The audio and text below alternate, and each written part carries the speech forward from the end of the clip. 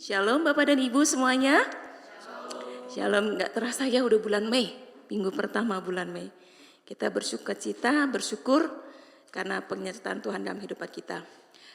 Di dalam liturgi gereja, minggu ini dikatakan sebagai minggu kantate. Artinya minggu yang mengajak kita untuk bersukacita, ya, adalah minggu keempat setelah kebangkitan Tuhan Yesus. Ini mengajak kita untuk bersukacita dan hidup baru. Jadi mari pagi hari ini saya mau ajak Bapak dan Ibu dan Saudara sekalian, kita mau bersukacita melantunkan pujian kita kepada Tuhan yang hidup, yang memberikan kita anugerah keselamatan. Amin. Sebagai ayat pengantar pada pagi hari ini, saya akan bawakan dalam 1 Korintus 4 ayat yang pertama dan ayatnya yang kedua.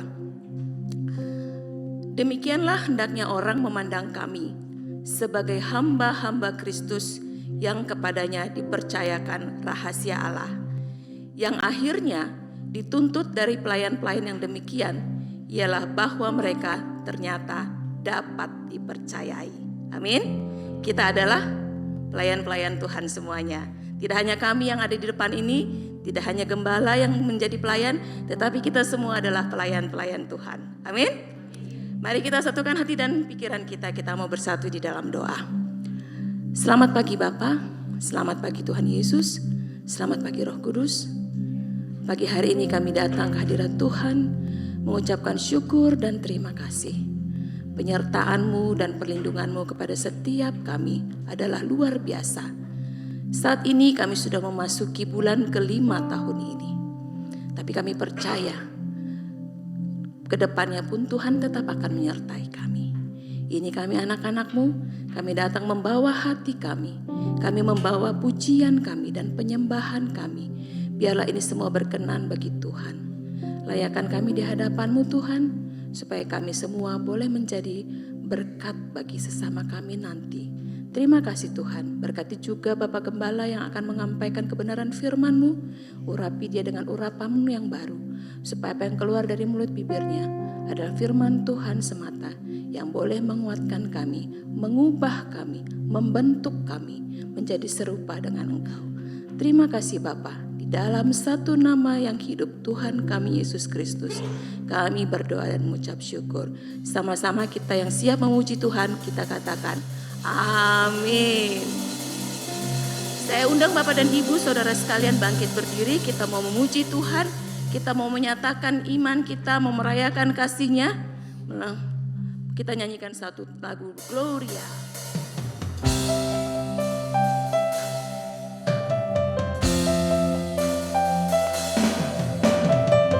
Sekalian kita yang datang di sini, kita mau datang bawa pujian untuk Tuhan kita. Amin. Udara gak dingin di luar, mari kita hangatkan tubuh kita dengan bersorak, memuji Tuhan, bertepuk tangan.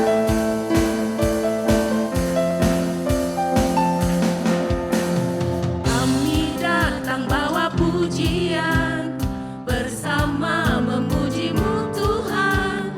Satukan suara dan nyanyikan sorak kemenangan. Sekali lagi katakan, kami datang bawa pujian, bersama memuji-Mu Tuhan.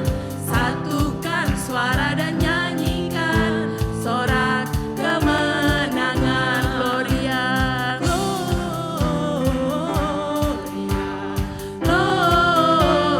Gloria, besar Tuhan, ditinggikan di atas segalanya. Gloria,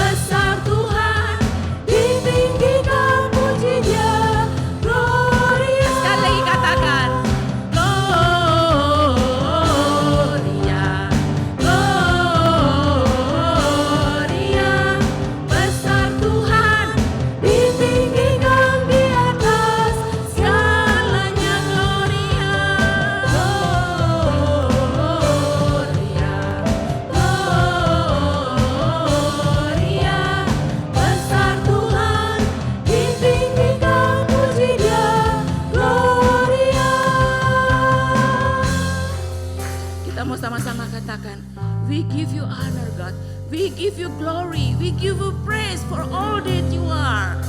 Ready?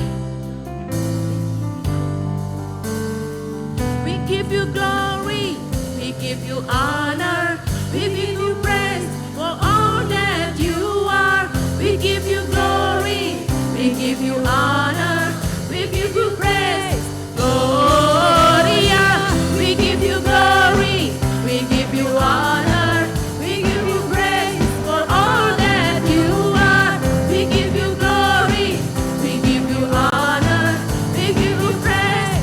Gloria, we give you glory, we give you honor, we give you praise for all that you are. We give you glory, we give you honor, we give you praise.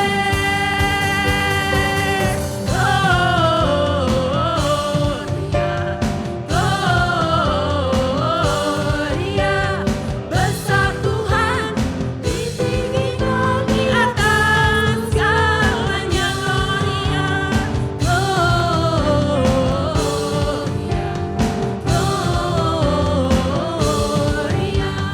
besar Tuhan di tinggi kemuliaan. Gloria.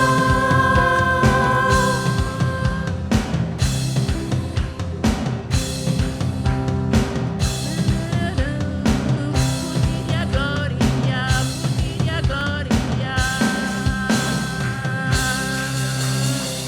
Berikan kemuliaan bagi nama Tuhan. Mau lebih lagi puji Tuhan? Siapa yang diberkati di sini? Sama-sama kita nyanyikan lebih pujian lagi kita. Aku diberkati. Yang dia berkati, angkat tangannya, lambaikan tangan yang diberkati.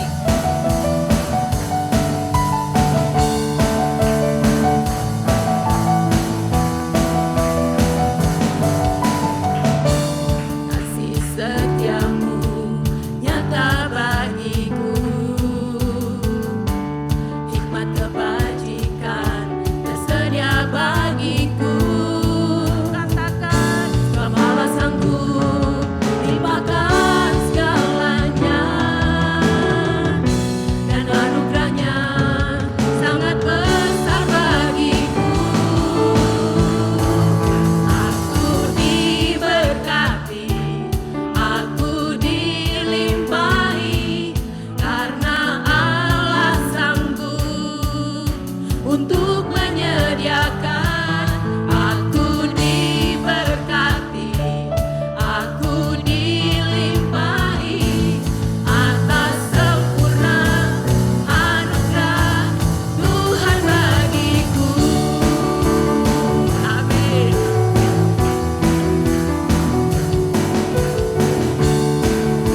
Kita nyanyikan lagu ini dari awal sama-sama dengan penuh semangat.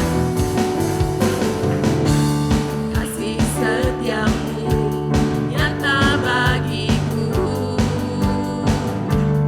hikmat kebajikan tersedia bagiku.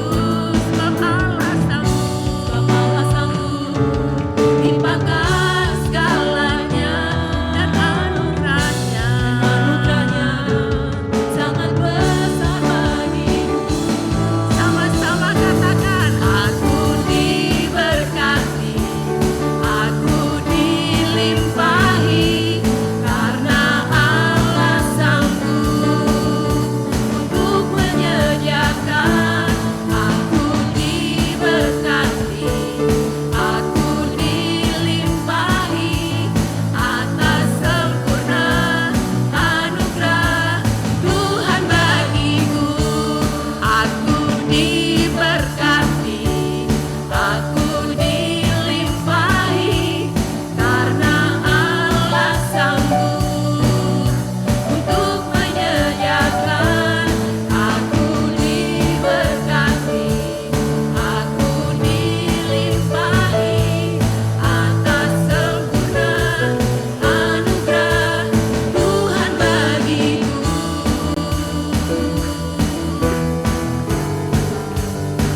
Luar biasa kita punya Tuhan ya. Walaupun kita seringkali tidak setia, Dia tetap melimpahi kita, memberkati kita. Oleh karena itu bagaimana respon kita pada Tuhan? Apakah kita mau biasa-biasa saja, ataukah kita mau berikan hidup kita buat Tuhan? Sama kita katakan, karena Allah sanggup. Sebab Allah sanggup limpahkan segalanya, dan anugerahnya sangat besar bagiku. Sebab Allah sanggup limpahkan segalanya, dan anugerahnya sangat besar bagiku.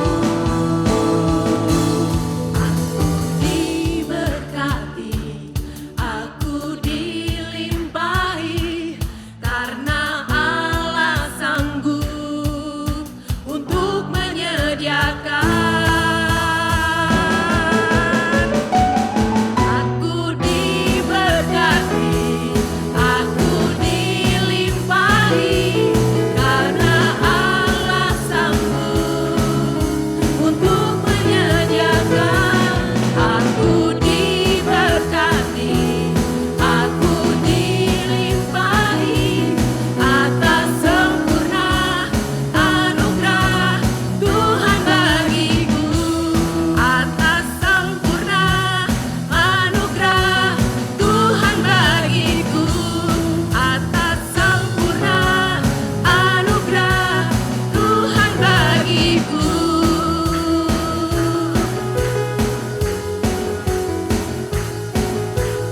Aku diberkati, kamu diberkati, gereja diberkati, kita semua diberkati.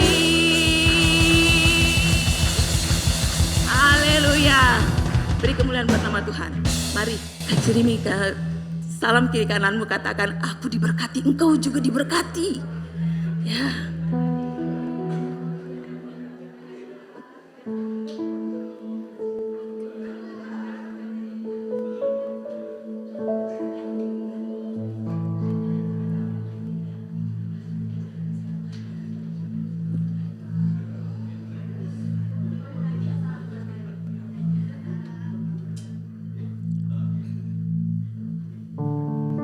Silakan duduk Bapak dan Ibu.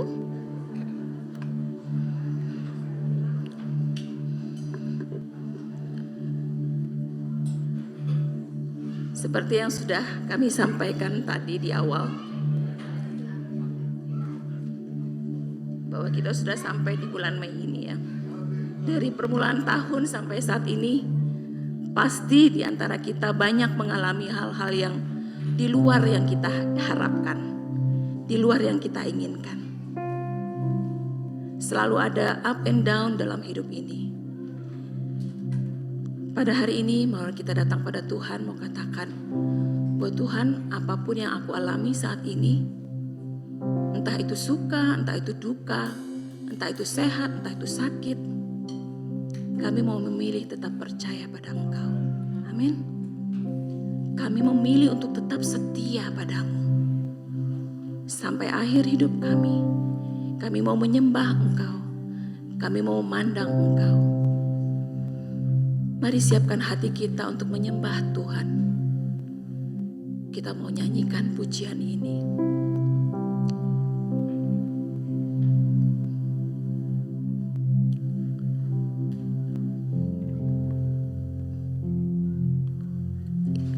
Bagi sebagian Bapak Ibu mungkin ini lagu baru, tapi saya mau ngajak Bapak dan Ibu untuk bersama-sama merenungkan lirik demi lirik dalam lagu ini. Bagaimana menyatakan komitmen kita pada Tuhan atas semua kasih karunia-Nya bagi kita.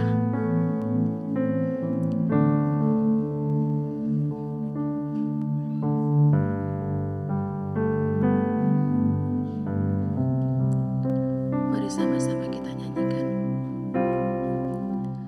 Ada saatnya yang ku alami, tak seperti yang aku ingini. Ku tetapkan hati untuk percaya.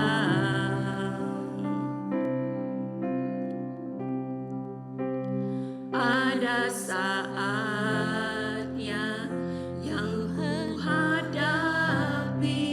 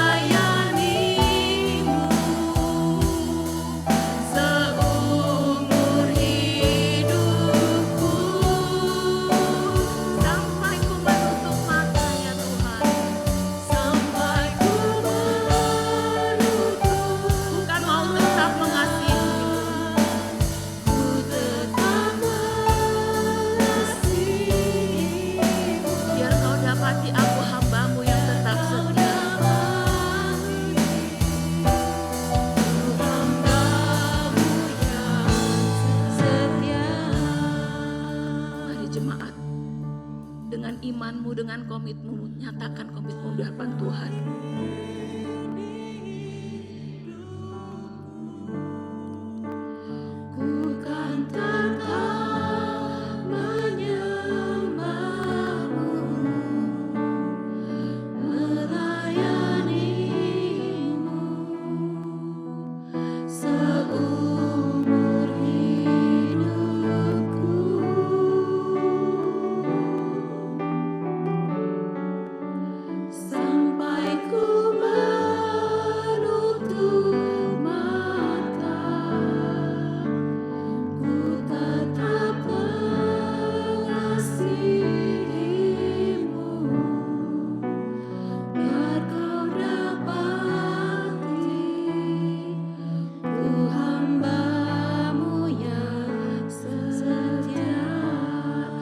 mengajak Bapak Ibu Saudara untuk menutup mata dan meresapi kata-kata ini. Sampai akhir di hidupku, ku kan tetap menyembahmu, melayanimu seumur hidupku. Nyatakan komitmenmu di hadapan Tuhan. Sampai ku menutup mata, ku tetap mengasihimu, biar kau dapati ku hamba-Mu yang setia.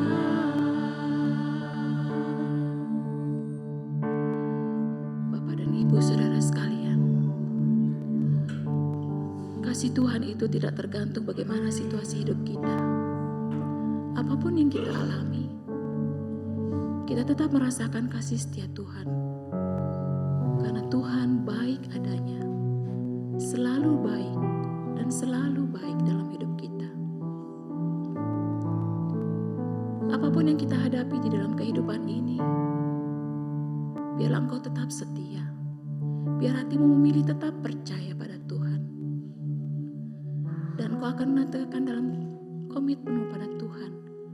Aku mau mengikut Engkau Tuhan Yesus seumur hidupku. Karena itulah kesukaan dalam hidupku. Mengiring Engkau Yesus itulah kekuatan dalam hidup kami. Mari sama-sama kita nyanyikan lagu ini.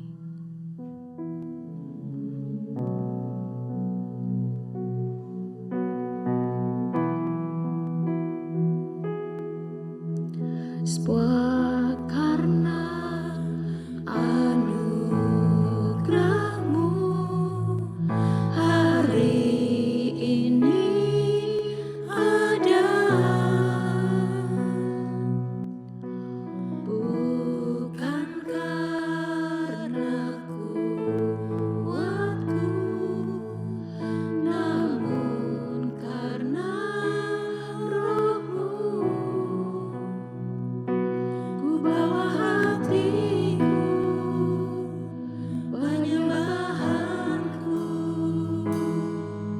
ku semakin berkurang, Yesus semakin bertambah. Mengikut Yesus itulah kesukaan hatiku. Ku lepas semua hakku untuk mengenal kehendaknya di hidupku.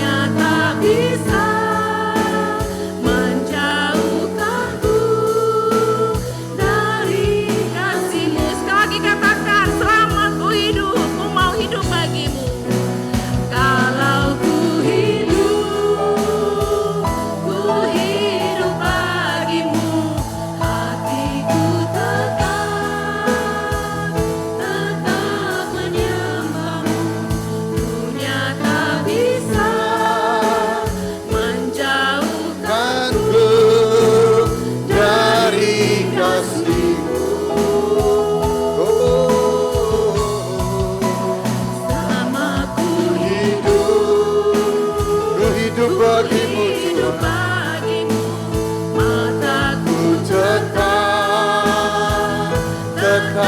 menyandangmu. Dunia tak bisa menjauhkanku dari kasih-Mu. Dunia tak bisa, dunia tak bisa menjauhkanku dari kasih-Mu. Oh, dunia tak bisa menjauhkanku dari kasih-Mu.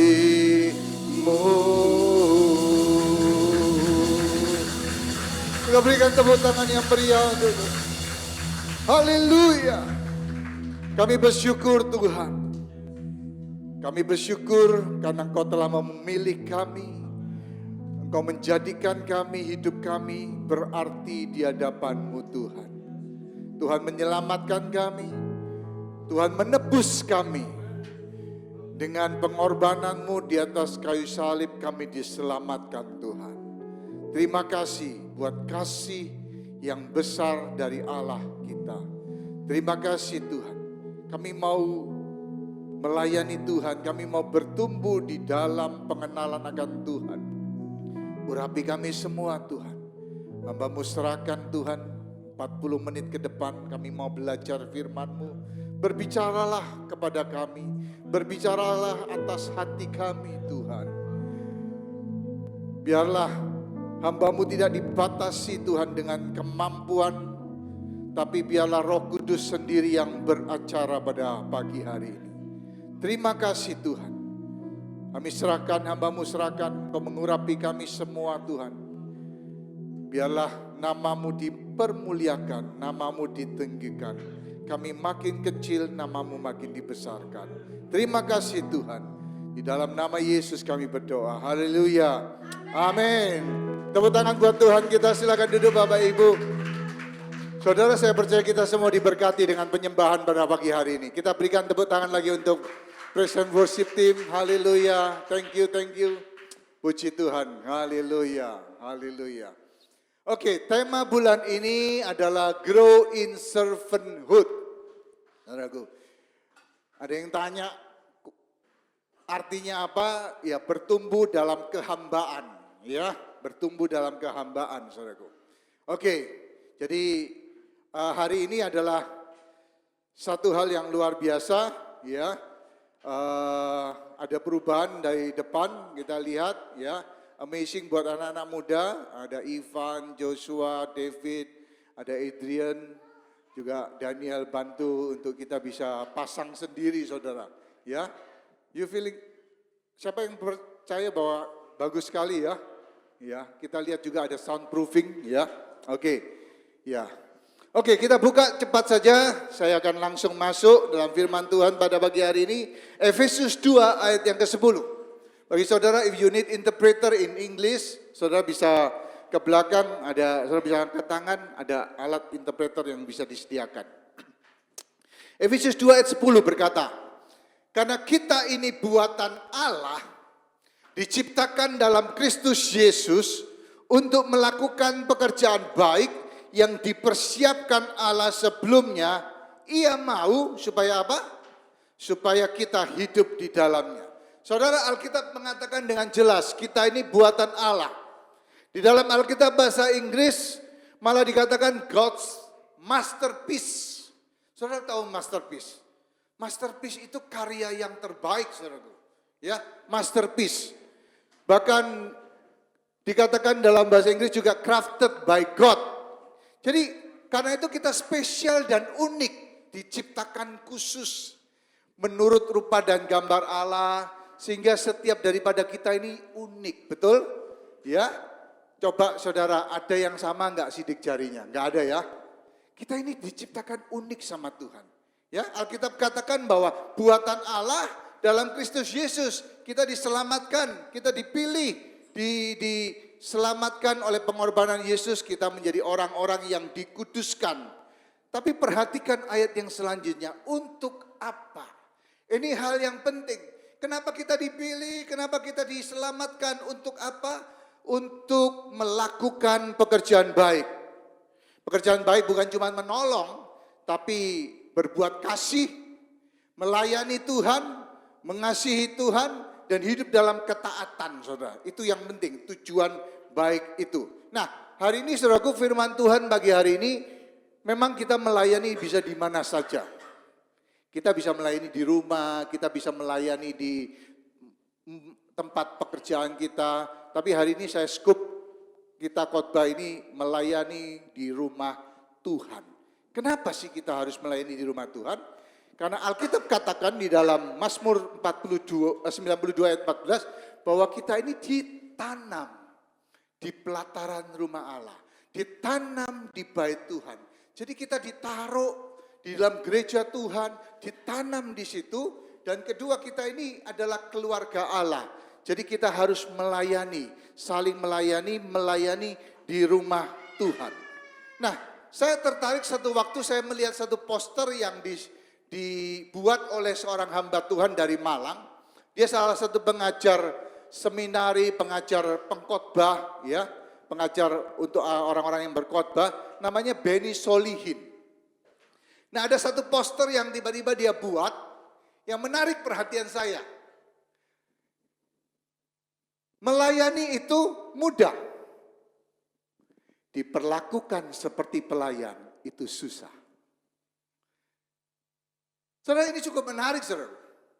Artinya setiap orang bisa melayani. Melayani itu mudah. Walaupun pelayanan tidak selalu mudah. Ada tantangan, kita harus mengupgrade skill kita, betul ya? Tapi melayani bagi semua orang melayani itu sebenarnya mudah. Kita bisa melayani asal kita punya hati atau tidak untuk melayani Tuhan. Tapi yang sering kali membuat orang menjadi terhalang untuk melayani adalah yang di bawah ini, diperlakukan seperti pelayan. Jujur tidak ada, semua orang tidak ada satupun yang senang diperlakukan sebagai pelayan, betul? Ya, kita pinginnya diapain? Dilayani.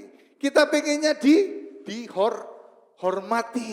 Kita pingin diprioritaskan. Kita pingin disanjung, dilayani, saudaraku. Tapi bagi kita melayani itu sesuatu yang ya tanda petik mungkin satu pekerjaan yang di bawah. Dan sering kita juga, kalau apalagi yang di Indonesia ya, kita punya pembantu, betul? Pembantu melayani kita. Kadang-kadang kalau pembantu lihat nyonyanya mau cuci atau mau melakukan sesuatu, ya, dia jangan nyonya, saya saja, betul ya? Saya saja. Ya, jadi dia mau melayani, gitu. Dia nggak mau nyonyanya ini turun tangan, saudaraku. Jadi saudaraku, seringkali kita maunya kita dilayani, kita melihat dunia ini kita dilayani. Ya, saudara yang punya bisnis di Indonesia atau di sini, saudara punya pekerja. Betul? Saudara punya orang-orang yang bekerja untuk saudara. Punya orang-orang yang siap untuk melayani saudara, melakukan apa yang saudara mau. Dan itulah yang kita lihat di dunia sekitar kita, menyebabkan orang tidak mau melayani karena ada harga yang harus dibayar. Dan salah satunya diperlakukan seperti pelayan. Memang tidak mudah, tetapi dalam pelayanan memang diperlukan hati yang mau melayani dan hati yang mau siap diproses. Oke? Nah, kalau kita lihat berapa sih orang yang sudah melayani di dalam gereja Tuhan, saya cuma lihat satu survei, live survei, sebentar, ada live survei, research, rata-rata diperkirakan 42% orang itu melayani di dalam gereja, jemaat 42%. Cukup banyak tapi belum semuanya. Oke, lumayan, cukup banyak. Dan kebanyakan anak-anak muda, 2 dari 7 orang itu tidak melayani. Jadi 5 orang, sekitar 60% itu melayani. Anak-anak muda, mungkin teenager, youth, lebih muda untuk diajak melayani. Oke? Yang tua-tua bilang sudah terlalu sibuk saya. Ya, kadang-kadang begitu. Tapi mari kita lihat, kita harus sadar bahwa kita semua, entah saudara muda, entah saudara tua, senior, maaf kalau bilang tua, senior, ya. Semua orang kita adalah orang-orang yang sudah ditebus oleh darah Kristus. Kita sudah dibeli dan harganya lunas dibayar, nggak kredit. Oke? Kita sudah dibayar lunas. 1 Korintus 6 ayat 20, kamu telah dibeli, harganya telah lunas dibayar, karena itu muliakanlah Allah dengan tubuhmu. Jadi saudara, semua dari kita, tua, muda, ya toh, saudara sudah menikah atau belum menikah, saudara, apapun yang saudara lakukan, saudara, apapun saudara, titel saudara, saudara sudah ditebus oleh darah Kristus, dibeli lunas dibayar. Karena itu kita harus melayani. Hidup kita bukannya kita lagi, tetapi milik Kristus. Nah hari ini judul tema, kalau saudara mau tahu judulnya, memiliki hati yang melayani seperti Kristus. Mari kita lihat ayatnya. Markus 10 ayat 45. Oke, ini ayat emas kita bagi hari ini. Mari kita baca sama-sama ya. Markus 10 ayat 45. Siap? 1, 2, 3. Karena Anak manusia juga datang bukan untuk dilayani, melainkan untuk melayani dan untuk memberikan nyawanya menjadi tebusan bagi banyak orang. Alkitab katakan dengan jelas, anak manusia datang untuk dilayani, bukan untuk melayani. Oh, sorry, melayani. Saudara, supaya nggak ngantuk, saya biar. Anak manusia datang untuk melayani, bukan untuk dilayani. Yesus memberikan teladan dalam kehidupan kita, supaya kita itu melayani. Ya. Nah, orang yang mau melayani secara serius, sebenarnya menunjukkan keseriusannya dengan Tuhan. Perhatikan ini. Orang yang mau melayani secara serius dengan Tuhan, serius melayani, apalagi yang enggak melayani, ya. Kalau dia mau serius melayani Tuhan, dia menunjukkan keseriusan imannya. Dia mau serius untuk mengabdi kepada Tuhan. Jadi keseriusan di dalam pelayanan, sungguh-sungguh di dalam pelayanan itu penting. Menunjukkan kita ini siapa. Keseriusan hati kita. Kita ini benar-benar mau mengabdi kepada Tuhan, dilihat daripada pelayanan kita. Yang pertama, mengapa kita harus melayani di dalam gereja Tuhan? Yang pertama, kita diciptakan untuk melayani Tuhan. Kita diciptakan, diselamatkan, dipanggil untuk melayani Tuhan. Tadi ayat Efesus 2 ayat 10, kita diciptakan, kita ini buatan Allah. Jadi kita ini diciptakan untuk melayani Tuhan, untuk melakukan pekerjaan baik, yaitu melayani Tuhan. Kita bukan cuma diciptakan dengan tanpa tujuan, kita diciptakan untuk melayani Tuhan. Kita diciptakan bukan untuk do nothing, kita diciptakan untuk melayani Tuhan, menyembah Tuhan. Saudara, Adam itu diciptakan, setelah dia diciptakan, Tuhan menyuruh sesuatu. Betul? Untuk Adam. Adam tidak disuruh do nothing. Adam tidak disuruh untuk tidak melakukan apa-apa. Adam disuruh memberi nama kepada binatang-binatang. Ada pekerjaan, ada tugas yang Tuhan berikan kepada Adam setelah diciptakan. Nah demikian juga kita tidak sekedar dipilih untuk tidak melakukan apa-apa. Kita jadi dipilih dan dipanggil jadi orang Kristen untuk jadi orang Kristen yang melayani. Kita dipilih untuk jadi orang Kristen supaya kita memberitakan keselamatan Tuhan. Keselamatan dari Tuhan untuk semua orang yang kita kenal, yang belum percaya Tuhan. Kita dipilih untuk satu tujuan. Kita diciptakan untuk melayani Tuhan. Nah, Tuhan mau semua orang terlibat. Semuanya. Gak cuma sebagian orang. Memang ada sebagian orang yang dipilih di dalam pelayanan-pelayanan khusus. Misalnya untuk melayani mimbar, melayani firman Tuhan. Tapi saya percaya bahwa kita semua ini dipilih.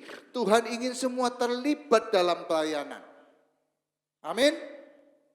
Aduh, yang amin cuma satu. Tuhan mau semua terlibat dalam pelayanan. Yang percaya katakan amin. Waktu Tuhan memberi makan 5.000 orang, Tuhan tidak melayani sendirian. Tuhan memilih seorang anak kecil yang membawa 5 roti dan 2 ekor ikan. Tuhan memilih murid-muridnya untuk membawa kepada dia 5 roti dan 2 ekor ikan itu.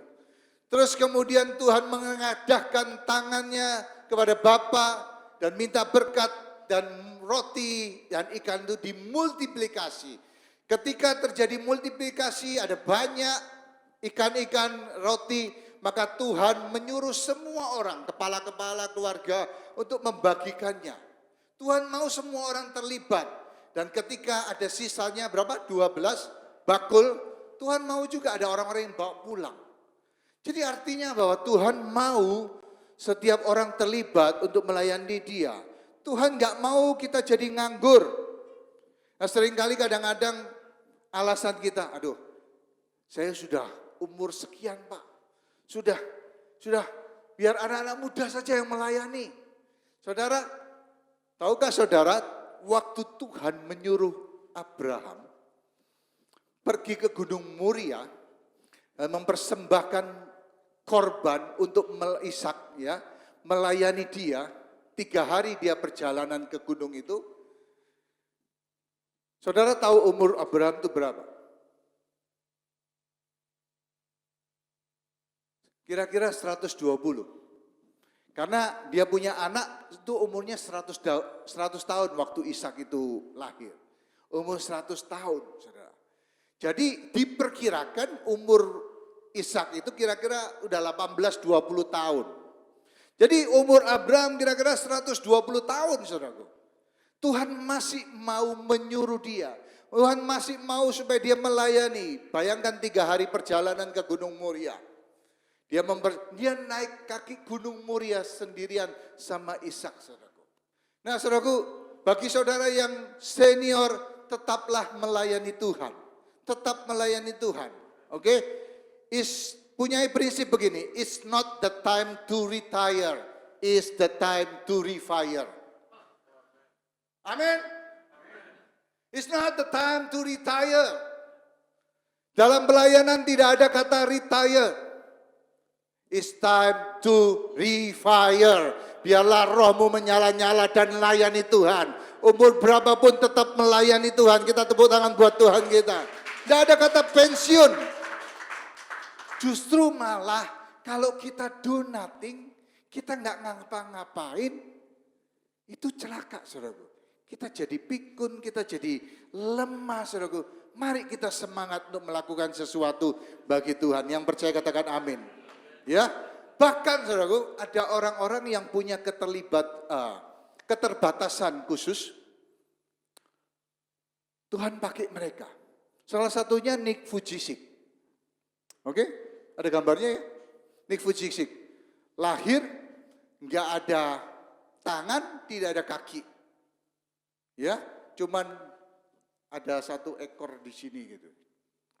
Itu yang, tapi dia bisa berenang, dia bisa lakukan apa saja, soccer, dia bisa melayani Tuhan, dia bisa bahkan sekarang menjadi pembicara yang terkenal. Oke, seluruh dunia kenal dia. Walaupun di masa-masa sulit, itu dia sempat mau bunuh diri, dia dibully, saudaraku. Tapi dia luar biasa, saudaraku. Dia bisa, saya aja nggak bisa begitu. Ya, ada yang snowboarding bisa, tapi dia bisa loh. Luar biasa. Tapi saya mau kenalkan satu orang, seorang Filipino. Oke, namanya Nor Re. Dia lahir, dia punya kaki, tapi tangannya itu tangan yang kanan itu cuman punya 3 jari. Tangan yang kiri lebih pendek, ada 2 jari, tapi yang bekerja, yang bisa berfungsi cuman 1. Cuman 1, oke? Nah, di masa kecilnya orang ini juga dibully. Tapi umur 13 tahun, dia seorang Kristen, tiba-tiba dia tertarik kepada lagu-lagu Kristen. Dia mau belajar piano, saudaraku. Walaupun tangannya, jarinya cuma 3. Saudara kalau lihat piano, pianis, saudaraku, ini 5 jari ini kepake semua. Oke? Ini 5 jari ini juga kepake semua, saudaraku. Kalau saudara lihat seorang pianis dengan, wah begini ya, tangannya bisa. Ini 5 jari kepake semua. Dia cuma punya 3 jari dan 1 jari yang di sebelah kiri. Apa yang dia lakukan? Dia pinjam kaset dari kakaknya. Dia belajar kebanyakan pada waktu itu lagu-lagu Eternity, lagu-lagu Don Moon, saudaraku, yang meresap di dalam hati. Kemudian dia belajar, cara dia belajar gimana? Dia nggak punya keyboard, dia bukan orang yang bisa berada, dia nggak punya apa-apa. Akhirnya dia gambar satu paper dengan not piano, saudaraku. Terus kemudian dia coba, dia pakai paper itu, dia mainkan, dia mencoba untuk menghafal chordnya. Nah, saya percaya itu is not easy. Apalagi dengan 3 jari, saudaraku. Ya, dengan 3 jari. Saya pernah belajar organ, enggak lulus, enggak bisa. Organ ya, bukan piano, organ. Wah, bingung kanan kiri begini. Pernah belajar drum juga kanan kiri gininya, kakinya. Wah, bingung, saudaraku, enggak bisa. Bisanya cuma main gitar, saudaraku. Ya, puji Tuhan. Ya, enggak mudah, saudaraku, dengan harus dengan special teknik. Kenapa? Karena butuh 5 jari, tapi dia punya cuma 3 jari yang sebelah kanan. 1 jari yang ada di sebelah kiri. Nah, tapi dia it's not happening quickly. Hari demi hari dia belajar dan akhirnya dapat kesempatan untuk bisa dapatkan keyboard. Dia bisa melayani Tuhan, terus kemudian sekarang dia pencipta lagu, saudaraku, dipakai Tuhan luar biasa. Ya, kita dengarkan lagunya, oke? For you alone deserve all glory. For you alone deserve all praise. Father, we worship and adore you. Father, we long to see your face. Father, we love you and we worship you this day. Haleluya, luar biasa, saudara. Luar biasa. Ya, suaranya juga bagus, not bad, ya. Dia menjadi orang yang cukup dikenal, saudaraku. Nah, kita lihat ada orang-orang yang mau memiliki keterbatasan tertentu, tapi dia nggak mau menyerah. Dia mau melayani Tuhan, dia mau dipakai Tuhan. Dan ini satu bukti kasih Tuhan di dalam kehidupan orang-orang seperti itu. Oke? Jadi pertama, kita diciptakan untuk melayani Tuhan. Yang kedua, kita diperintahkan untuk melayani sesama manusia, untuk melayani Tuhan. 1 Petrus 4 ayat yang ke-10. Layani seorang akan yang lain sesuai dengan karunia yang telah diperoleh tiap-tiap orang sebagai pengurus yang baik dari kasih karunia Allah. Alkitab katakan, layanilah seorang akan yang lain sesuai dengan apa? Karunia yang telah Anda peroleh. Ini satu peringatan buat kita bahwa kita ini diberi karunia. Kita dikasih gift sama Tuhan. Karena itu kita harus pakai untuk melayani Tuhan. Layanilah seorang akan yang lain sesuai dengan karunia yang telah diperoleh. Layani. Janganlah hendaknya kerajinanmu kendor dalam Roma 12 ayat 11. Biarlah rohmu menyala-nyala dan layani itulah Tuhan. Layani Tuhan. Jadi melayani itu satu perintah. Satu perintah dari Tuhan. Bukan satu opsi yang kita bisa pilih. Saya mau pilih melayani atau tidak. Tapi itu satu perintah. Tuhan memerintahkan kita. Tuhan menyuruh kita untuk melayani. Bahkan dia memberikan teladan di dalam kehidupan kita. Sehingga dia mendatang. Aku datang bukan untuk dilayani. Tapi aku datang untuk melayani. Bahkan memberikan nyawaku untuk menjadi tebusan. Saudara, kalau saudara flashback hidup saudara, saya percaya bahwa hidup kita ini hasil dari pelayanan seseorang. Betul enggak? Betul atau tidak? Entah itu orang tua kita yang karena Kristen, kita jadi orang Kristen. Saya dulu bukan Kristen, mama saya juga bukan Kristen, tapi kemudian ada satu ibu-ibu yang ngajak mama saya ke persekutuan doa.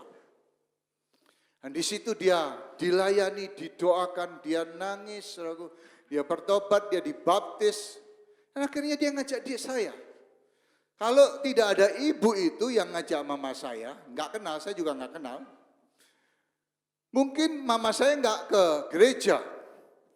Dan kalau mama saya nggak ke gereja, saya juga nggak diajak ke gereja. Saya nggak ke gereja. Saya nggak jadi hamba Tuhan.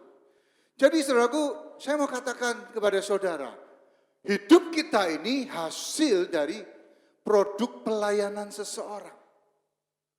Kita harus akui bahwa kita ini ada di dalam rumah Tuhan. Kita menjadi percaya Tuhan karena seseorang membawa kita. Entah itu orang tua kita, atau saudara kita, atau siapapun. Jadi hasil produk dari pelayanan seseorang. Justru itu membuat kita harus melayani. Karena kita pun hasil produk dari pelayanan orang lain. Mengapa kita tidak melayani? Kita ini hasil dari produk seseorang, kita hasil dari penginjilan seseorang, kita hasil daripada doa orang-orang yang ada di sekitar kita, yang mengasihi kita, yang mau supaya kita ini percaya kepada Tuhan. Entah suami, entah istri, atau siapapun. Jadi ingat saudara, bahwa kita ini hasil dari produk seseorang. Dan karena itu kita harus melayani. Nah banyak orang tahu ini perintah, tapi hesitate, menjadi tidak mau melayani karena ada hal-hal yang tidak mau terima. Mungkin contohnya, nggak mau dikritik. Nah ya kan, nggak mau dikritik. Membuat kita, aduh melayani, dikritik, aduh sudah saya nggak mau pelayanan lagi deh. Ya kan, nggak ada orang yang mengkritik saya di tempat pekerjaan, saya bos. Nggak ada orang yang mengkritik saya di tempat family. Masa di gereja saya dikritik, iya kan? Jadi akhirnya membuat kita ini mundur. Kita membuat kita ini menjadi orang-orang yang tidak mau melayani. Padahal sebenarnya kritikan itu, kalau itu kritikan itu benar, ya kalau kritikan itu benar, sebenarnya satu pendorong dalam kehidupan kita. Betul? Satu pendorong untuk hidup kita jadi lebih baik. Karena tanpa kritikan, hidup kita ini akan menjadi hidup yang tetap sama. Kalau kita tidak baik, kalau kita biasa-biasa saja, ya kita akan seperti itu. Tapi begitu ada kritikan kita terima, kita merubah hidup kita menyadari bahwa itu satu hal yang baik, dan kita mau, maka kita menjadi lebih baik. Ada orang-orang yang tidak percaya dirinya sendiri, self-esteem. Ada yang orang yang egois. Dan pelayanan itu mengubah hidup kita. Ini yang ketiga. Pelayanan adalah sarana untuk mendewasakan kita. Yang pertama kita diciptakan untuk melayani, yang kedua kita diperintahkan untuk melayani, yang ketiga pelayanan adalah sarana untuk mendewasakan kita. Untuk membuat hidup kita lebih baik. Ya, kita mengalami kemajuan iman, saudaraku. Saudara, kekristenan itu sebuah perjalanan hidup. Kita dipilih dari orang-orang yang tidak baik. Oke? Kita dipilih bukan karena kita baik daripada yang lain. Kita dipilih karena kita juga enggak baik. Tuhan mau supaya hidup kita ini jadi lebih baik. The highest calling dalam kehidupan kita sebenarnya bukan pelayanan. The highest calling dalam kehidupan kita menjadi serupa dengan Kristus. That's the highest calling. Jadi kekristenan adalah sebuah perjalanan, kita ini mau dijadikan Tuhan menjadi serupa dengan Kristus. Highest calling. Nah, bagaimana supaya kita bisa menjadi serupa? Pelayanan adalah sarana untuk kita jadi serupa dengan Kristus. Jadi ketika kita tidak melayani, ketika kita tidak mau melayani, maka kita tidak mau memakai sarana untuk pendewasaan. Akhirnya kita nggak pernah jadi dewasa. Nah perhatikan saudara, itu sarana. Saya pernah satu waktu mendengarkan satu podcast. Ini pertanyaan-pertanyaan Gen Z. Ya, orang-orang baby boomer nggak pernah bertanya hal seperti ini. Pertanyaannya begini, Tuhan itu kok narsis ya?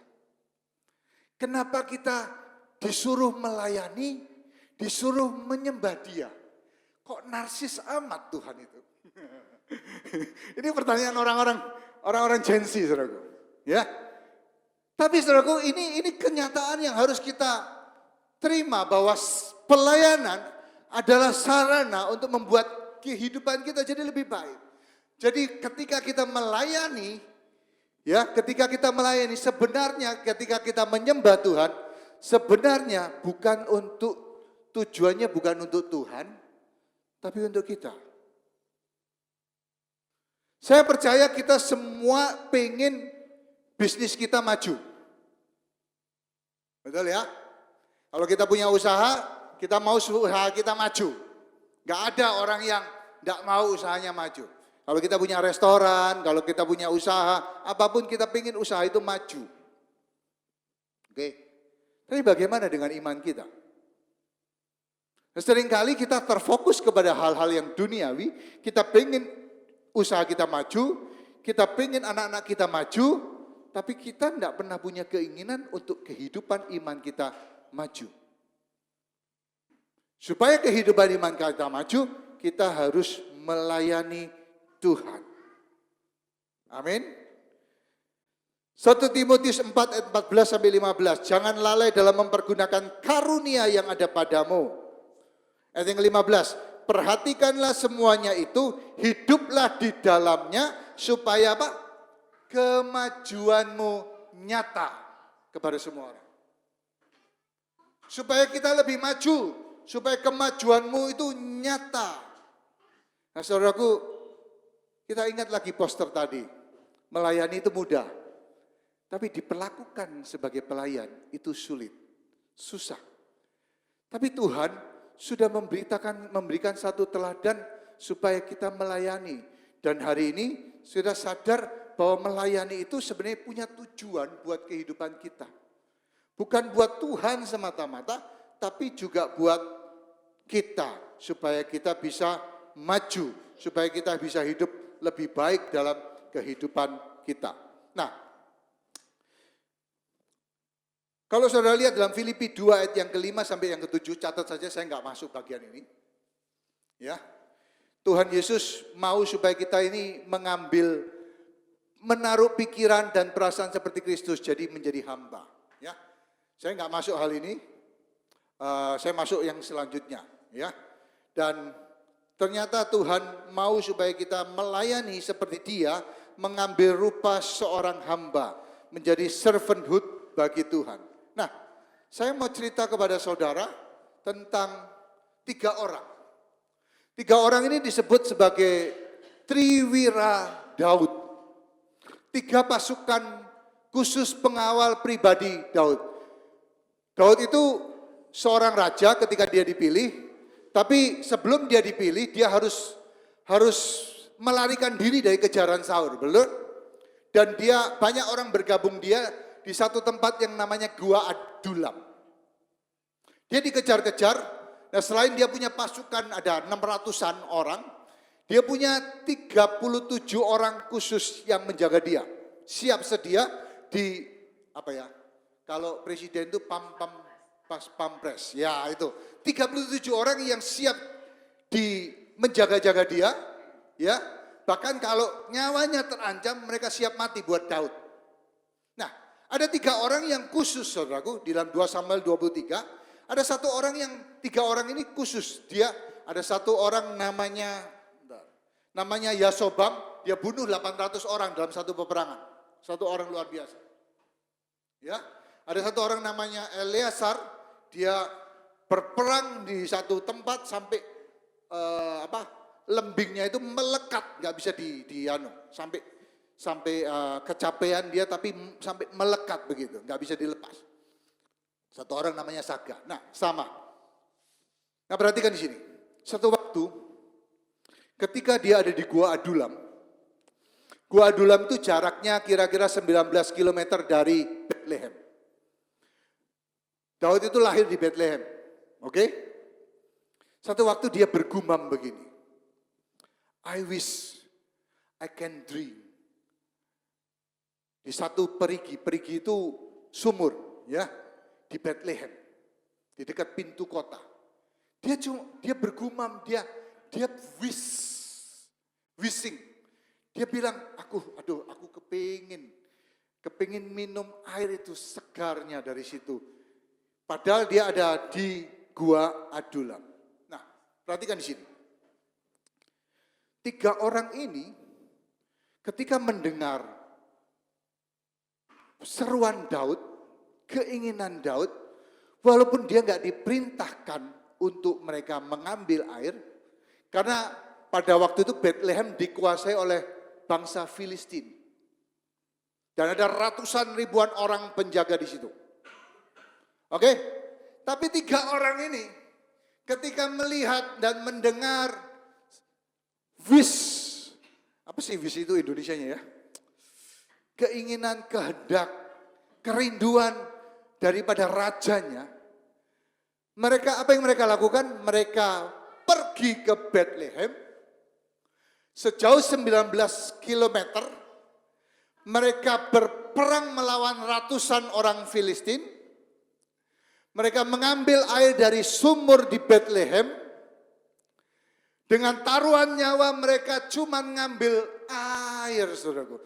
Yang notabene air itu bisa didapatkan di mana-mana, betul? Tapi karena Raja Daud, keinginan Raja Daud, his wish, ya toh, mereka rela mengorbankan nyawanya untuk pergi ke Bethlehem tanpa sayang kepada nyawanya. Mereka melakukan itu. Ada satu prinsip, saudaraku, yang mereka miliki. Your wish is my command. Wow. Your wish is my command. Daud tidak memerintahkan muridnya, pengawalnya itu untuk ngambil. Tetapi bagi mereka, your wish is my command. Saudara, kalau kita menganggap Yesus itu raja, bagaimana dengan his wish? Bagaimana dengan kehendaknya? Pernahkah kita perhatikan dalam kehidupan kita? Atau kita hanya perhatikan kehidupan kita sendiri, kehendak kita sendiri, kita nggak pernah peduli. Padahal kita nyanyi, engkaulah raja dalam hidupku, engkaulah Tuhan, engkaulah yang terutama, engkaulah yang kusembah. Bohong. Bohong. Tapi coba lihat hati daripada Triwira ini. Nah, kalau saudara perhatikan ayat selanjutnya, ketika mereka kembali, mereka bawa air dari sumur di Bethlehem. Apa yang Daud lakukan? Ayat yang ke 16 atau 17? 16. Ya. Lalu ketiga pahlawan itu menerobos perkemahan orang Filistin. Mereka menimba air dari perigi Bethlehem yang ada dekat pintu gerbang, mengangkatnya dan membawanya kepada Daud. Nah, ini yang Daud lakukan. Tetapi Daud tidak mau meminumnya, melainkan mempersembahkannya sebagai korban curahan kepada Tuhan. Apa itu korban curahan? Korban curahan itu adalah korban cair. Biasanya ketika korban bakaran ada air atau anggur yang dituangkan di mezbah Tuhan. Itu korban curahan, saudaraku. Melainkan mempersembahkan sebagai korban curahan kepada Tuhan. Katanya, ayat yang ke-17. Jauhkanlah daripadaku ya Tuhan untuk berbuat demikiankah? Bukankah ini darah orang yang telah pergi dengan mempertaruhkan nyawanya dan ia tidak mau meminumnya? Itulah yang dilakukan ketiga pahlawan itu. Saudara, ini luar biasa, satu peristiwa yang luar biasa. Mereka mau mengorbankan nyawanya, tetapi ketika mendapatkan air, Daud ini sedih.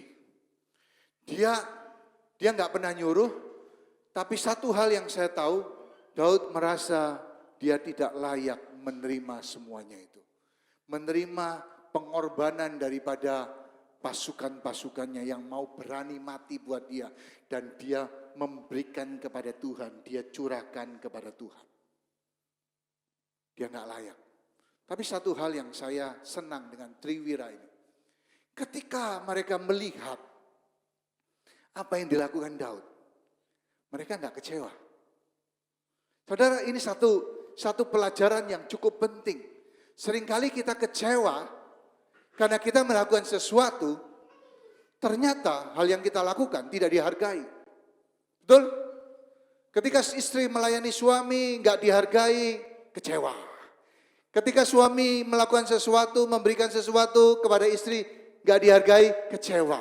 Tapi ini pelajaran yang berharga, servanthood yang berharga. Mereka nggak kecewa dengan apa yang dilakukan Daud. Ketika dicurahkan air itu dibuang untuk Tuhan, mereka nggak kecewa. Mereka nggak kecewa dengan apa yang dilakukan Daud. Mereka tetap mengikuti Daud dan setia kepada Daud sampai akhir kehidupan mereka. Nah, saudaraku, seringkali ini yang terjadi. Kita kecewa dengan gereja, kita kecewa dengan komunitas, kita kecewa dengan Tuhan sehingga kita tidak melayani Tuhan. Tapi mari kita melayani. Jauhkan dari kehidupan kita supaya tidak melayani Tuhan. Saya tadi waktu ke gereja dengan Brother Richard tiba-tiba ingat satu orang yang namanya Yunus. Saudara tahu, dia lari dari panggilan Tuhan. Dia lari dari pelayanan. Dia lari dan hidupnya ketika itu dia ada ke Tarsus, dalam perjalanan ke Tarsus, ke Niniwe, dari Tarsus ke Niniwe, ada kapal, dia naik kapal, akhirnya kapal itu ditelan badai. Saudara, jangan pernah lari dari panggilan Tuhan. Jangan pernah lari dari pelayanan. Bagi saudara yang saat ini sudah melayani Tuhan, biarlah rohmu terus-terus berapi-api untuk melayani Tuhan. Bagi saudara yang belum layanilah. Ada banyak pelayanan yang sudah bisa lakukan. Ada yang jaga toddler, ada yang cleaning, ada yang doa, ada yang worship team, ada apa saja, ada yang konsumsi, apa saja saudaraku. Saudara bisa libatkan diri saudara untuk melayani saudaraku. Your wish is my command. Wow. Apakah kita perhatikan apa yang Tuhan inginkan dalam kehidupan kita? Saudaraku, saya akhiri dengan 2 cerita saudaraku. Oh, sudah habis waktu. Saya panggil para pemain musik. Saya akan dengan 2 cerita. Mungkin ini saudara pernah dengar. Ada seorang wanita muda. Dia mengalami hidupan yang terpuruk. Ya. Dan akhirnya dia disakiti, dia dihina, dilecehkan, bahkan mungkin diperkosa. Ya. Satu waktu dia berkata, it's finished. Ini waktunya saya akhiri hidup saya. Ya, dia mau bunuh diri. Tapi ada satu hal, ya, dia pernah ke Sunday School, dia bilang, saya mau pamit sama Tuhan dulu di gereja. Ya kan? Dia datang ke gereja, saudaraku. Dia pikir dia nggak dapetan apa-apa. Dia datang, saudaraku, ada satu wanita usher yang menyambut dia, menyalami dia dan dengan tersenyum, dengan damai sejahtera. God's love you, sister. He know apa yang kamu alami, what you experience. Itu membuat satu kata-kata yang menyiram hidupnya, menyiram hatinya. Dia datang ke gereja, dia damai Tuhan, saudaraku, apa yang terjadi? Dia terima Tuhan, didoakan, dan hidupnya dia tidak bunuh diri lagi, dan akhirnya menjadi satu orang yang dipakai Tuhan yang luar biasa, melahirkan satu anak yang akhirnya dipakai Tuhan di dalam Christian worship, namanya Israel Houghton. Mungkin saudara kenal, ya, seorang yang luar biasa. Nah, ada satu cerita lagi. Saya tertarik kepada satu orang ketika saya renungan firman Tuhan. Musik bisa main, nggak apa-apa. Saudara pasti kenal orang ini, namanya Rick Warren. Saya nggak minta izin sama dia karena semua orang pasti tahu tentang ceritanya. Rick Warren adalah pendeta yang terkenal, dia punya gereja besar. Suatu waktu dia mengalami masa sulit dalam hidupnya. Apa yang terjadi? Anaknya, nggak salah namanya Matthew Warren, ya. Dari sejak kecil mental illness. Dari sejak kecil. Pendeta ini, Rick Warren, sudah doakan, sudah masukin ke psikologi, psikiater. Padahal anak ini Tuhan pakai luar biasa, dia bisa menangkan banyak dia bagikan traktat. Tapi satu waktu dia berkata sama bapaknya, "Pak, I'm tired. Ya, I'm tired. Maybe mungkin hidupku nggak tertolong." Mereka makan sama-sama, terus kemudian anak ini pulang ke rumahnya. Dan besoknya, saudaraku, coba dicek di telepon, nggak ada, dan akhirnya polisi harus mendobrak rumah anak ini, pintu rumahnya, dan anak ini sudah bunuh diri.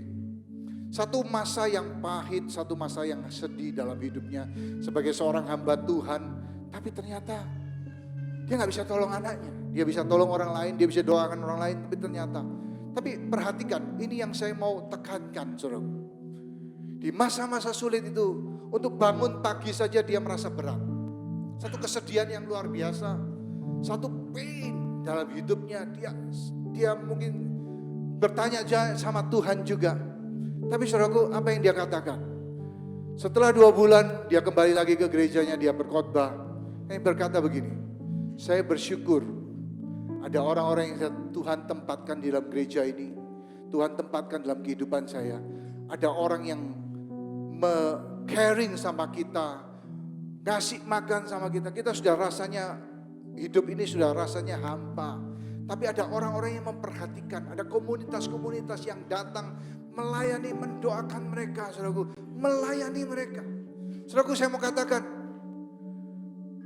ada satu masa kita nggak selalu kuat, kita butuh orang-orang yang melayani kita. Termasuk hamba Tuhan. Termasuk siapa saja. Saya nggak selalu kuat, istri saya nggak selalu kuat, pemimpin tempat ini nggak selalu kuat. Kita butuh saudara. Mari kita layani Tuhan sama-sama. Satu contoh yang besar, Rick Warren, saudara. We need each other. Kita perlu satu sama lainnya. Karena itu libatkan dirimu. Ini satu momen, saudara, di mana dia nggak bisa melayani sama sekali. Satu kesedihan yang luar biasa. Tapi dia bisa bangkit. Karena ada orang-orang yang melayani dia di sekitar dia. Mungkin hari ini saudara nggak butuh pelayanan, saudara nggak butuh orang lain melayani. Tapi nggak selalu keadaan kita baik. Kadang-kadang kita perlu. Tapi justru karena waktu kita sekarang ini kita sedang kuat, saudaraku, mari berikan waktu kita untuk Tuhan. Minta pimpinan Tuhan, saudara mau melayani di mana? Atau saudara bisa ngomong sama saya, saudara punya talenta apa, bakat apa yang saudara bisa lakukan. Mari kita sama-sama. Jangan buang waktu untuk tidak melayani Tuhan, saudaraku. Masuk dalam pelayanan, pergunakan setiap karunia Tuhan di dalam hidupmu. Yang mau katakan amin, tepuk tangan buat Tuhan kita. Haleluya, haleluya, Mari kita masuk dalam perjamuan kudus, kita siapkan hati kita. Saya panggil para pelayan Tuhan. Haleluya. Mari kita berdoa. Bapa, kami bersyukur Tuhan. Hari ini kami boleh masuk dalam perjamuan kudus. Tuhan, jamah roti dan anggur ini Tuhan, biarlah menjadikan kekuatan dalam kehidupan kami semuanya di tempat ini. Bagi kami yang memerlukan kesembuhan Tuhan, kami percaya ada kesembuhan di dalam Ekaristi ini, di dalam perjamuan kudus. Kami percaya kami dikuatkan dengan roti dan tubuh Kristus, dengan roti dan anggur ini, dengan tubuh dan darah Kristus. Kami percaya Tuhan memberikan kekuatan dalam kehidupan kami, kesembuhan, pemulihan dalam kehidupan kami. Tuhan urapi, jamah hati kami Tuhan, kuduskan hati kami, layakkan kami menerima tubuh dan darah-Mu yang kudus dalam kehidupan kami. Terima kasih Tuhan. Di dalam nama Yesus kami berdoa. Haleluya. Amin, amin, amin, amin, amin. Silakan. Ada saatnya yang ku alami, tak seperti yang aku ingini. Ku tetapkan hati untuk percaya.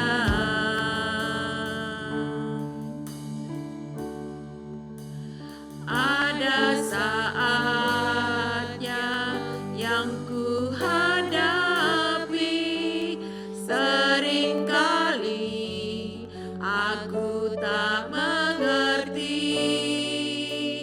Ku memilih untuk tetap setia.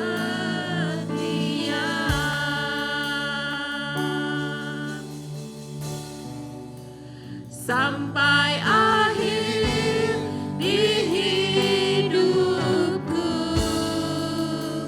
ku kan tetap menyembah-Mu, melayani-Mu, Melayani-Mu Tuhan. seumur hidupku. Saudara yang sudah terima, saudara bisa bangkit berdiri.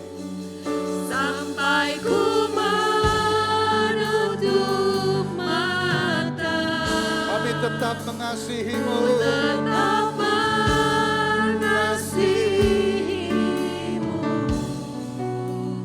biar Kau dapati ku hamba-Mu yang setia.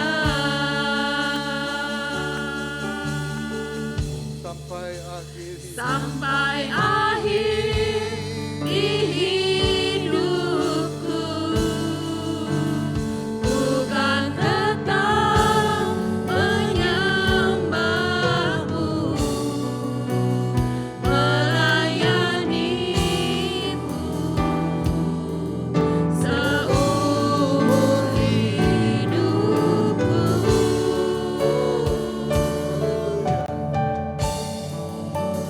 Sampai ku menutup mata, ku tetap mengasihi-Mu, biar Kau dapati ku hamba-Mu yang setia. Mari kita angkat roti dengan tangan kanan kita. Sebab pada malam Tuhan Yesus sebelum Dia diserahkan, Dia mengambil roti ini, Dia mengucap syukur dan Dia pecah-pecahkan roti ini dan berkata, inilah tubuhku yang diserahkan bagi kamu. Perbuatlah ini menjadi peringatan akan daku. Bukankah roti yang kita angkat dengan tangan kanan kita adalah persekutuan dengan tubuh Kristus? Mari kita makan di dalam nama Yesus.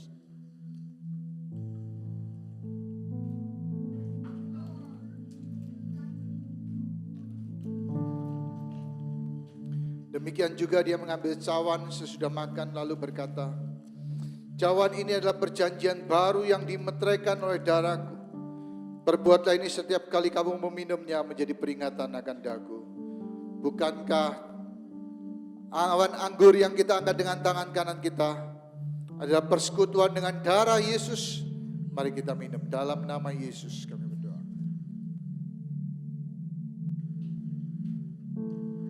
Sampai akhir hidupku, ku kan tetap menyembahmu Tuhan. menyembahmu, melayanimu seumur hidupku, Sampai ku menutup mata, sampai ku menutup mata, tetap mengasihimu, biar kau dapati hamba-Mu yang setia.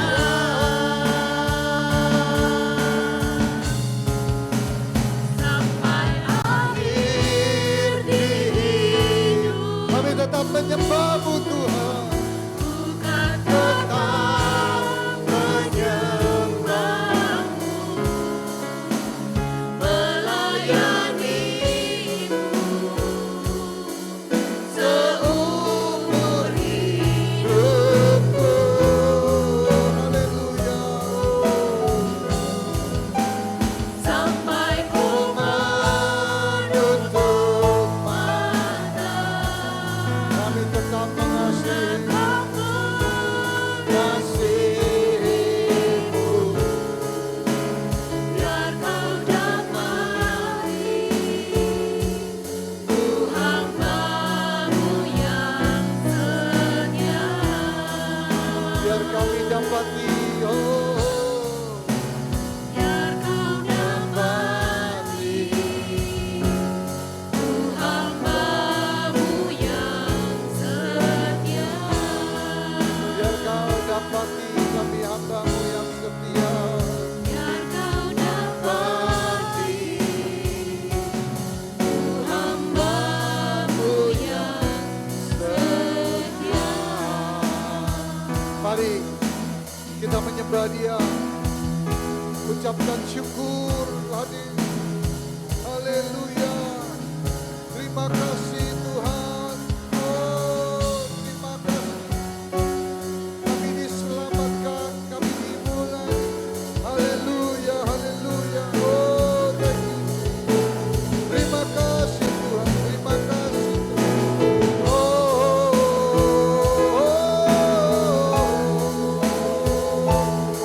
haleluya. Terima kasih Tuhan, terima kasih. Kami bersyukur Tuhan, bersyukur. Haleluya, haleluya. Thank you Jesus. Terima kasih.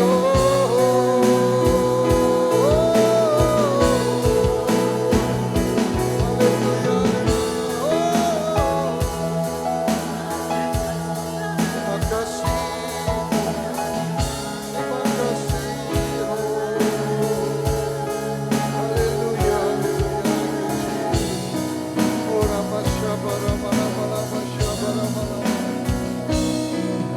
terima kasih Tuhan buat firman-Mu pagi hari ini. Kami bersyukur karena Engkau telah menciptakan dan memilih kami untuk melayani Tuhan. Kami bersyukur kami diperintahkan Tuhan untuk melayani. Kami bersyukur kalau dalam pelayanan Tuhan memproses sehingga kehidupan kita. Terima kasih Tuhan. Kami mau diperlakukan sebagai pelayan karena Engkau sendiri sudah memberikan teladan dalam kehidupan kami. Kau datang untuk melayani, bukan untuk dilayani. Terima kasih Tuhan. Jemaat yang dikasihi Tuhan, mari angkat tanganmu, arahkan hatimu kepada Allah Bapa di surga. Setiap pelayan-pelayan Tuhan, biarlah engkau boleh diberkati Tuhan. Di dalam nama Allah Bapa, Anak-Nya yang tunggal Tuhan Yesus Kristus. Kuat kuasa Roh Kudus boleh menyertai kehidupan kita. Mulai dari hari ini sampai besok, sampai Maranatha, sampai Tuhan menjemput kita di awan-awan. Yang percaya sudah diberkati, sama-sama katakan amin. Tuhan memberkati.